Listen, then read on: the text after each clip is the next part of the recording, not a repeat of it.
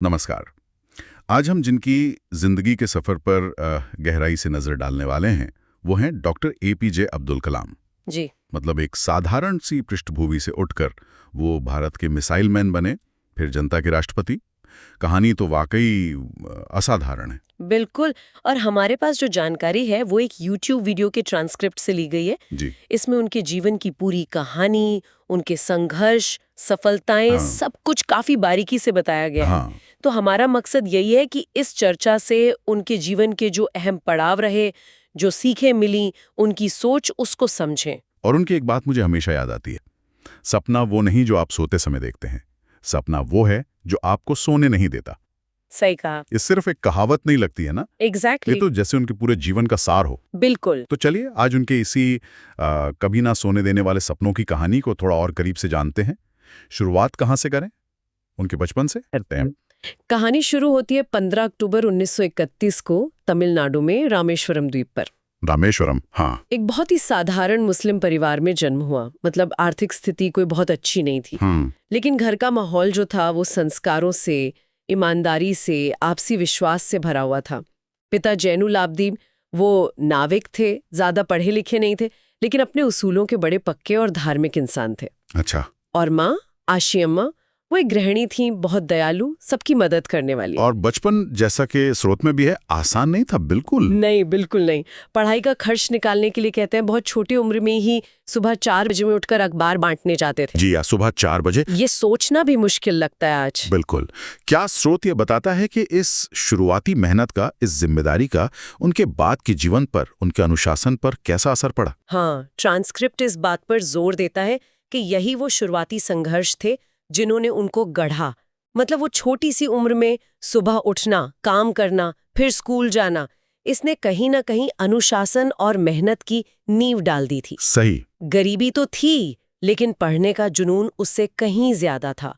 वो अक्सर पता है समंदर किनारे बैठकर घंटों आसमान में पंछियों को उड़ते देखते रहते थे। हाँ हाँ। और शायद वहीं से उनके मन में वो उड़ान भरने का सपना जागा होगा। और इसमें उनके शिक्षकों का भी तो बड़ा हाथ रहा। अय्यादुरई सोलोमन का नाम आता है। जी हाँ, अय्यादुरई सोलोमन। उनका वो मंत्र था, जिंदगी में सफल होने और नतीजों को हासिल करने के लिए तुम्हें 3 ताकतों को समझना होगा: इच्छा, यकीन और उम्मीद। इच्छा, यकीन और उम्मीद। जी। ये विचार तो उनके साथ हमेशा रहा। बिल्कुल। और एक और शिक्षक थे, शिव सुब्रमण्य अय्यर। हाँ, शिव सुब्रमण्यम अय्यर। उन्होंने क्लास में पक्षियों की उड़ान का विज्ञान समझाया था। असल में शायद वहीं से उनके अंदर वो एरोनॉटिक्स की, मतलब क्या कहते हैं, एक चिंगारी सी जगी। अच्छा। और परिवार का साथ वो भी तो जरूरी रहा होगा। अरे बिल्कुल। खासकर उनकी बड़ी बहन जोहरा, उनका त्याग तो मतलब बहुत बड़ा था। उन्होंने अपने गहने बेच दिए थे ना इनकी पढ़ाई के लिए। जी हाँ। जब कलाम को आगे की पढ़ाई के लिए पैसों की जरूरत पड़ी तो जोहरा ने अपने सोने के कंगन और चेन बेचकर उनकी फीस भरी थी। कमाल है। तो ये दिखाता है कि उनके सपनों को पूरा करने में सिर्फ उनकी अपनी मेहनत नहीं थी, बल्कि उनके अपनों का विश्वास, उनका त्याग, वो सब भी शामिल था। यही एक दिलचस्प बात सोच रहा था मैं कि कैसे शुरुआती कमी, मतलब संसाधनों का अभाव, अक्सर कुछ नया करने को मजबूर करता है ना? सही कहा। जैसे वो बचपन में रेत और लकड़ी से हवाई जहाज के मॉडल बनाते थे। ये सिर्फ खेल नहीं लगता, ये शायद पहली झलक थी कि कैसे सीमित साधनों में भी इनोवेशन किया जा सकता है। प्रॉब्लम सॉल्विंग की शुरुआत। बिल्कुल। वो संघर्ष उन्हें सिर्फ मजबूत नहीं बना रहा था, शायद एक प्रॉब्लम सॉल्वर भी बना रहा था, जैसा आपने कहा। तो रामेश्वरम के बाद पढ़ाई के लिए कहाँ गए? रामेश्वरम में स्कूल पूरा करके वो गए तिरुचिरापल्ली, सेंट जोसेफ कॉलेज। वहां उन्होंने भौतिकी, मतलब फिजिक्स में ग्रेजुएशन किया। फिजिक्स। जी। लेकिन मन में तो वो उड़ने वाला सपना अब भी था। हाँ, वो सपना जिंदा था। फिजिक्स से दुनिया के रहस्य समझ आ रहे थे, लेकिन दिल तो हवा में उड़ने वाली मशीनों में ही अटका था। और इसी चाहत ने उन्हें पहुंचाया Madras institute of technology, MIT, Chennai. जी हाँ, MIT। लेकिन यहाँ भी दाखिला आसान नहीं था। फीस एक बड़ी चुनौती थी। फिर से बहन ने मदद की। हाँ, एक बार फिर उनकी बहन जोहरा ने अपने गहने गिरवी रखकर मदद की। MIT में आकर कलाम का असल परिचय हुआ एरोनॉटिक्स की दुनिया से। वैमानिकी। हाँ, वैमानिकी। वो विज्ञान जो विमानों, अंतरिक्षयान की डिजाइन, निर्माण, उड़ान, इन सब से जुड़ा है। यहाँ आकर उन्हें लगा कि हाँ, अब वो अपनी मंजिल के करीब है। MIT का एक किस्सा बड़ा मशहूर है, वो प्रोजेक्ट वाला। हाँ, वो उनके जीवन का एक अहम मोड़ मारा जाता है। एक प्रोफेसर थे जिन्होंने उन्हें कोई मिनी हवाई जहाज का डिजाइन बनाने को कहा था ना, और टाइम बहुत कम दिया था। हाँ, सिर्फ 3 दिन, और वो काम काफी मुश्किल था। जब कलाम समय पर नहीं कर पाए तो प्रोफेसर ने चेतावनी दी कि अगर अगले 1 दिन में काम पूरा नहीं हुआ तो उनकी स्कॉलरशिप छीन ली जाएगी। अरे बाप रे, ये तो जबरदस्त प्रेशर रहा होगा। बिल्कुल, एकदम करो या मरो वाली स्थिति। कलाम ने, कहते ना, न रात देखी न दिन, खाना पीना सब भूलकर वो उस डिजाइन में जुट गए। और कर दिखाया। हाँ, और तय समय पर उसे पूरा कर दिखाया। प्रोफेसर खुद उनकी लगन और काम की क्वालिटी देखकर हैरान रह गए। उन्होंने बहुत तारीफ की। इस एक घटना ने कलाम के अंदर आत्मविश्वास भर दिया। ये सिर्फ मेहनत की कहानी नहीं लगती, ये प्रेशर में परफॉर्म करने की और शायद डेडलाइन के अंदर मुश्किल प्रॉब्लम सॉल्व करने की काबिलियत भी दिखाता है। बिल्कुल। क्या स्रोत ये बताता है कि इस अनुभव ने उन्हें भविष्य की बड़ी चुनौतियों के लिए, जैसे बाद में SLV या IGMDP प्रोजेक्ट्स के लिए, कैसे तैयार किया? स्रोत सीधे तौर पर तो लिंक नहीं करता, लेकिन इशारा साफ है। इस घटना ने उन्हें 3 बड़ी बातें सिखाईं: समय की कीमत, अटूट लगन और कभी हार न मानने वाला जज्बा। और यही गुण आप देखेंगे उनके पूरे वैज्ञानिक करियर की नींव बने। उन्हें समझ आ गया था कि अगर ठान लिया जाए तो मुश्किल से मुश्किल लक्ष्य भी पाया जा सकता है। तो पढ़ाई पूरी हुई और फिर 1958 में वो DRDO से जुड़े, रक्षा अनुसंधान और विकास संगठन। जी। लेकिन सुना है कि शुरुआत में वो अपने काम से बहुत खुश नहीं थे। हाँ, ऐसा कहा जाता है। शुरुआत में उन्हें छोटे प्रोजेक्ट्स पर लगाया गया, जैसे सेना के लिए एक छोटा हेलीकॉप्टर डिजाइन करना। अच्छा। शायद उनके सपने बड़े थे, वो उड़ान भरना चाहते थे, इसलिए उन्हें ये काम थोड़ा सीमित लगा। लेकिन यहाँ भी उन्होंने कुछ अहम सीखा। क्या? यही कि सीमित संसाधनों में बेहतरीन काम कैसे किया जाए, कैसे जुगाड़ या कह लें इनोवेशन से रास्ता निकाला जाए। और फिर वो होवरक्राफ्ट वाला प्रोजेक्ट आया, वो क्या था? होवरक्राफ्ट वो एक ऐसा वाहन होता है ना जो जमीन या पानी के ठीक ऊपर हवा की गद्दी पर चलता है। हाँ हाँ। कलाम और उनकी टीम ने नंदी नाम का एक प्रोटोटाइप बनाया भी। नंदी? ओके। हालांकि ये प्रोजेक्ट आगे चलकर बहुत सफल नहीं हुआ, मतलब कमर्शियली, और बाद में बंद कर दिया गया। लेकिन कलाम ने इसे असफलता की तरह नहीं देखा। अच्छा। हाँ, कहते हैं उन्होंने यहीं से फेल का मतलब समझा। फर्स्ट अटेम्प्ट इन लर्निंग, यानी सीखने की पहली कोशिश। फर्स्ट अटेम्प्ट इन लर्निंग, ये नजरिया तो कमाल का है। बिल्कुल, और यही नजरिया ही शायद उन्हें आगे ले गया। क्योंकि 1969 में उनके करियर में एक बड़ा मोड़ आया। जी। उन्हें इसरो भेजा गया, भारतीय अंतरिक्ष अनुसंधान संगठन। जी हाँ, उस वक्त भारत का अंतरिक्ष कार्यक्रम बस शुरू ही हो रहा था, डॉक्टर विक्रम साराभाई के नेतृत्व में। बड़ा रोमांचक समय रहा होगा वो। पहला उपग्रह भारत के ही रॉकेट से अंतरिक्ष में भेजना, उस समय ये लगभग नामुमकिन सा लगता था। और कलाम को इसका डायरेक्टर बनाया गया, SLV-3 का। हाँ, इस बेहद महत्वाकांक्षी SLV-3 प्रोजेक्ट का डायरेक्टर उन्हें ही बनाया गया। ये तो बहुत बड़ी जिम्मेदारी थी। टीम ने तो यकीनन दिन रात एक कर दिया होगा। हाँ, मेहनत तो अथक थी। लेकिन अगस्त 1979 में जब SLV-3 का पहला प्रक्षेपण हुआ, तब क्या हुआ? उड़ान भरने के कुछ ही मिनटों में तकनीकी खराबी आ गई और रॉकेट बंगाल की खाड़ी में जा गिरा। ओहो। ये कलाम और पूरी टीम के लिए एक बहुत बड़ा झटका था। सालों की मेहनत पर जैसे पानी फिर गया। वो बहुत निराश थे। ऐसे मुश्किल वक्त में ही तो लीडरशिप की असली परीक्षा होती है। जी, उस समय ISRO के हेड प्रोफेसर सतीश धवन थे, है ना? जी, प्रोफ सतीश धवन। उन्होंने क्या किया? पुरोहित धवन ने जो किया वो लीडरशिप का एक क्लासिक उदाहरण बन गया। प्रेस कॉन्फ्रेंस हुई, उन्होंने कलाम को पीछे रखा और खुद आगे बढ़कर असफलता की पूरी जिम्मेदारी अपने ऊपर ले ली। कमाल है। उन्होंने कहा, हम असफल हुए, लेकिन मुझे अपनी टीम पर पूरा भरोसा है कि हम अगले साल जरूर सफल होंगे। और उन्होंने कलाम से कहा कि जब सफलता मिलेगी तो उसका श्रेय पूरी टीम को जाएगा। ये बात, असफलता की जिम्मेदारी खुद लेना और सफलता का क्रेडिट टीम को देना। क्या स्रोत ये बताता है कि इस घटना का कलाम की अपनी लीडरशिप स्टाइल पर क्या असर पड़ा, खासकर जब वो बाद में IGMDB जैसे विशाल प्रोग्राम को लीड कर रहे थे? ट्रांसक्रिप्ट सीधे तौर पर तो ये कनेक्शन नहीं बताता, लेकिन ये बात साफ है कि कलाम ने इस सबक को पूरी तरह से आत्मसात कर लिया था। ये उनके बाद के काम करने के तरीके में झलकता भी है। वो हमेशा टीम को आगे रखते थे, टीम को श्रेय देते थे। खैर, धवन के भरोसे और टीम की दोगुनी मेहनत ने रंग दिखाया। लगभग 1 साल बाद 18 जुलाई 1980। क्या हुआ इस दिन? SLV-3 का दूसरा प्रक्षेपण सफल रहा। इसने रोहिणी सैटेलाइट को सफलतापूर्वक पृथ्वी की कक्षा में स्थापित कर दिया। वाह! और इसी के साथ भारत दुनिया के उन चुनिंदा देशों में शामिल हो गया जिनके पास अपना सैटेलाइट लॉन्च करने की क्षमता थी। ये तो ऐतिहासिक था। बिल्कुल ऐतिहासिक। और इसी सफलता ने डॉक्टर कलाम को घर घर में पहचान दिला दी। लोग उन्हें भारत का रॉकेट मैन कहने लगे। Rocket man. तो SLV-3 की कहानी यही सिखाती है कि असफलता अंत नहीं है, बल्कि सफलता की राह का एक हिस्सा है। प्रोफेसर धवन की लीडरशिप ने सिखाया कि टीम को मुश्किल वक्त में कैसे संभाला जाता है, और सबसे बढ़कर ये जुनून और टीम वर्क की जीत थी। SLV-3 की कामयाबी के बाद 1982 में कलाम वापस DRDO लौटे। जी हाँ। लेकिन इस बार रोल और जिम्मेदारी वो कहीं ज्यादा बड़ी थी, है ना? जी हाँ, बिल्कुल। इस बार उन्हें भारत को मिसाइल तकनीक में आत्मनिर्भर बनाने का जिम्मा सौंपा गया था। उस समय भारत मिसाइलों के लिए दूसरे देशों पर निर्भर था काफी हद तक। हाँ, काफी हद तक। तो 1983 में सरकार ने एक बहुत बड़ा और महत्वाकांक्षी कार्यक्रम शुरू किया, IGMDP, integrated guided missile development programme. एकीकृत निर्देशित मिसाइल विकास कार्यक्रम, और इसका नेतृत्व डॉक्टर कलाम को दिया गया। जी बिल्कुल। इस प्रोग्राम के तहत कौन कौन सी मिसाइलें बननी थी? इसमें 5 प्रमुख मिसाइलें विकसित की जानी थी। एक थी पृथ्वी, जो कम दूरी की सतह से सतह मार करने वाली मिसाइल की। पृथ्वी। फिर आकाश, मध्यम दूरी की सतह से हवा में।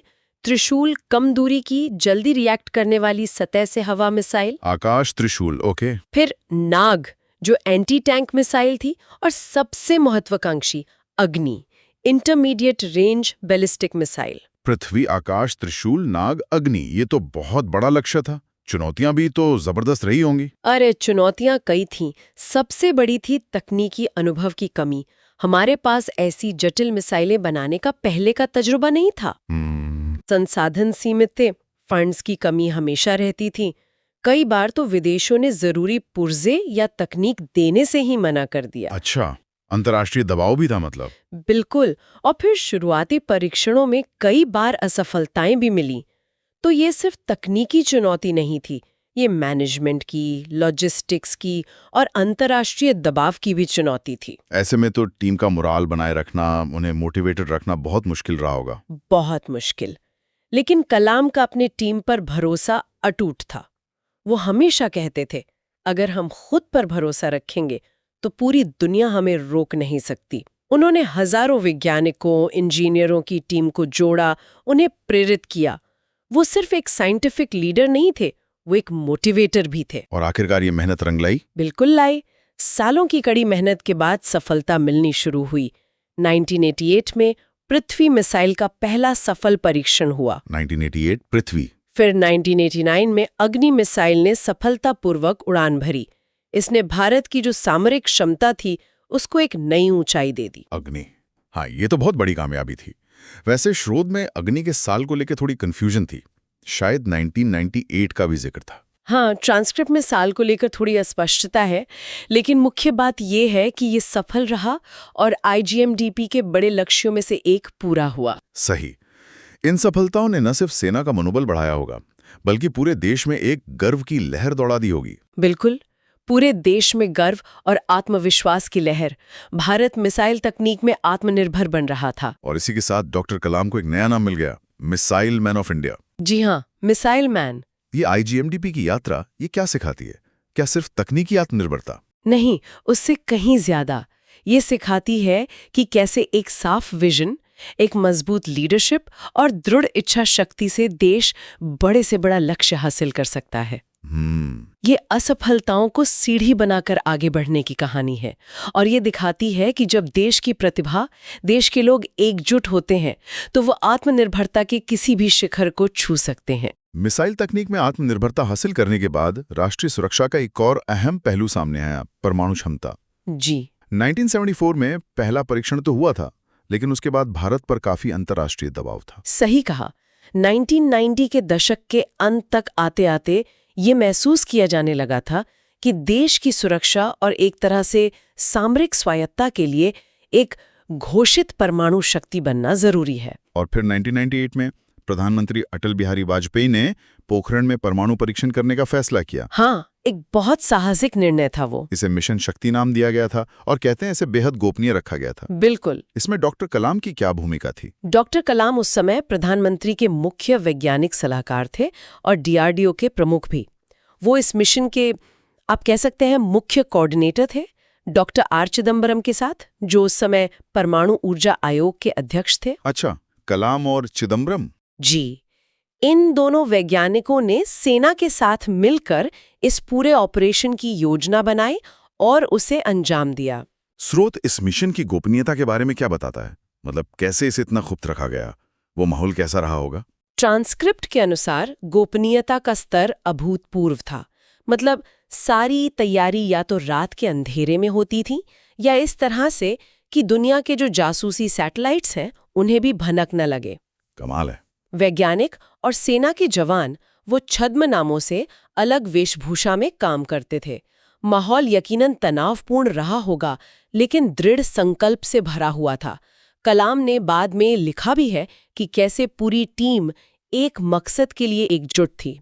और फिर वो दिन आया 11 मई 1998।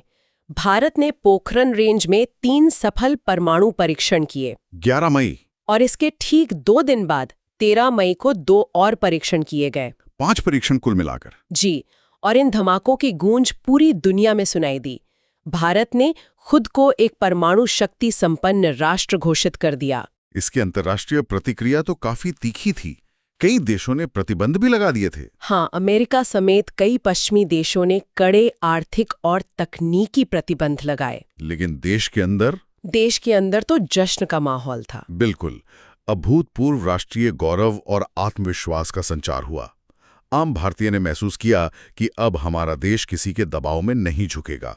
पोखरण 2 ने यह साबित कर दिया कि अगर राष्ट्रीय इच्छा शक्ति हो तो देश बड़े से बड़ा जोखिम उठाकर भी अपने हितों की रक्षा कर सकता है। और कलाम, वो इस सफलता के एक नायक के रूप में उभरे। हाँ, एक ऐसे नायक के रूप में जो न सिर्फ मिसाइल बना सकते थे बल्कि देश को परमाणु कवच भी दे सकते थे। पोखरण ने डॉक्टर कलाम को राष्ट्रीय सुरक्षा के एक प्रतीक के तौर पर स्थापित कर दिया। उनकी वैज्ञानिक उपलब्धियां, देश सेवा की छवि और सबसे बड़ी बात, उनकी गैर राजनीतिक पृष्ठभूमि। जी, शायद इन्हीं सब चीजों ने मिलकर उन्हें 2002 में एक ऐसी भूमिका की तरफ बढ़ाया जिसकी किसी ने उम्मीद नहीं की थी। बिल्कुल। 2002 में जब राष्ट्रपति चुनाव का समय आया तो देश एक ऐसे चेहरे की तलाश में था जो पार्टी पॉलिटिक्स से ऊपर हो, सबको स्वीकार्य हो और देश को प्रेरणा दे सके। और डॉक्टर कलाम के नाम पर सब सहमत हो गए? हाँ, सत्ता पक्ष और विपक्ष दोनों उनके नाम पर सहमत हो गए। ये भारतीय राजनीति में एक बहुत ही दुर्लभ मौका था। 25 जुलाई 2002 उन्होंने भारत के 11वें राष्ट्रपति के रूप में शपथ ली। जी। राष्ट्रपति भवन, जो सत्ता का केंद्र माना जाता है, वहां एक वैज्ञानिक, एक शिक्षक की सादगी पहुंची। उन्हें जनता का राष्ट्रपति क्यों कहा गया? क्योंकि उन्होंने सचमुच राष्ट्रपति भवन के दरवाजे आम लोगों के लिए खोल दिए, खासकर बच्चों और युवाओं के लिए। वो सिर्फ औपचारिकताओं में बंद कर नहीं रहे। वो स्कूलों में जाते थे, बच्चों से मिलते थे, उनके सवालों के जवाब देते थे, उन्हें ऑटोग्राफ देते थे और सबसे जरूरी बात, वो उनसे पूछते थे, तुम्हारा सपना क्या है? तुम्हारा सपना क्या है? ये बात वो हमेशा पूछते थे। हाँ, वो मानते थे कि भारत का भविष्य इन्हीं सपनों में छिपा है। स्रोत ये बताता है कि वो बच्चों से उनके सपने पूछते थे। क्या इसमें यह भी जिक्र है कि उन्होंने उन सपनों को पूरा करने के लिए राष्ट्रपति के तौर पर कोई ठोस कदम भी उठाए, जैसे शिक्षा नीति में या युवाओं के कार्यक्रमों में कुछ बदलाव? ट्रांसक्रिप्ट सीधे तौर पर नीतियों में उनके दखल का जिक्र तो नहीं करता, लेकिन ये जरूर बताता है कि उन्होंने हमेशा शिक्षा, विज्ञान और तकनीक को बढ़ावा देने पर जोर दिया। वो लगातार शिक्षण संस्थानों में जाते रहे, युवाओं को संबोधित करते रहे। अच्छा। उनके कार्यकाल में ही आपको याद होगा, सूचना का अधिकार यानी आरटीआई अधिनियम 2005 पारित हुआ था। हाँ, आरटीआई एक्ट, जिसे उन्होंने खुशी खुशी मंजूरी दी थी। उनका फोकस शायद प्रेरणा देने और युवाओं में वैज्ञानिक सोच जगाने पर ज्यादा था। और उनकी सादगी के किस्से तो बहुत मशहूर हैं। जी हाँ, राष्ट्रपति भवन के उस वैभव के बीच भी वो एक बेहद सादा जीवन जीते थे। कहते हैं उनके निजी कमरे में किताबों, एक लैपटॉप और उनकी वीणा के सिवा कुछ खास सामान नहीं होता था। वीणा वो बजाते थे? हाँ, वो वीणा बजाते थे। अच्छा, ये नहीं पता था मुझे। और 2007 में जब उनका कार्यकाल पूरा हुआ तो दोबारा राष्ट्रपति बनने की काफी चर्चा थी, लेकिन उन्होंने बहुत विनम्रता से मना कर दिया। क्यों? वो मानते थे कि वो मूल रूप से एक शिक्षक हैं, एक वैज्ञानिक हैं और उसी भूमिका में लौटना चाहते हैं, राजनीतिज्ञ नहीं। उनका राष्ट्रपति कार्यकाल शायद ये सिखाता है कि सबसे ऊंचे पद पर रहकर भी जमीन से जुड़े रहना, सादगी बनाए रखना और सत्ता को सेवा का माध्यम समझना मुमकिन है। बिल्कुल।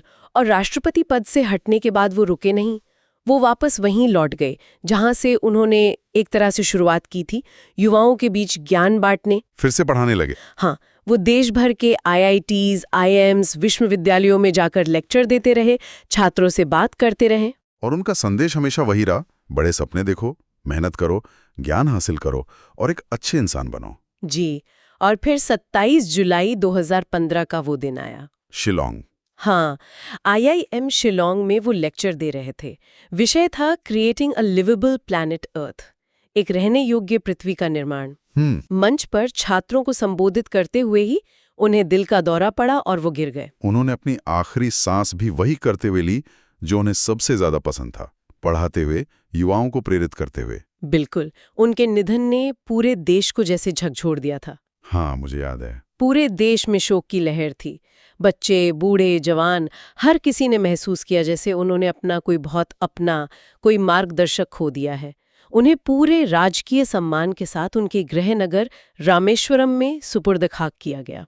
डॉक्टर कलाम आज हमारे बीच नहीं है, लेकिन उनकी विरासत, वो तो अमर है। उनकी जिंदगी क्या मुख्य संदेश छोड़ जाती है हमारे लिए? देखिए, उनकी जिंदगी कई संदेश देती है। सबसे पहला तो बड़े सपने देखने का साहस, चाहे हालात कितने भी मुश्किल क्यों न हो। दूसरा, संघर्षों से न घबराना, असफलताओं को सीखने का मौका समझना। फेल वाला फंडा याद है ना, फर्स्ट अटेम्प्ट इन लर्निंग। हाँ, बिल्कुल। तीसरा, देश के लिए कुछ कर गुजरने का जज्बा, देशभक्ति। और सबसे ऊपर, ज्ञान, सादगी और विनम्रता को जीवन का आधार बनाना। जैसा वो कहते थे, अगर तुम सूरज की तरह चमकना चाहते हो तो पहले सूरज की तरह जलना सीखो। बिल्कुल। तो ये थी डॉक्टर कलाम की कहानी, रामेश्वरम के एक छोटे से घर से शुरू होकर भारत के मिसाइल मैन बनने तक और फिर राष्ट्रपति भवन तक पहुंचने की।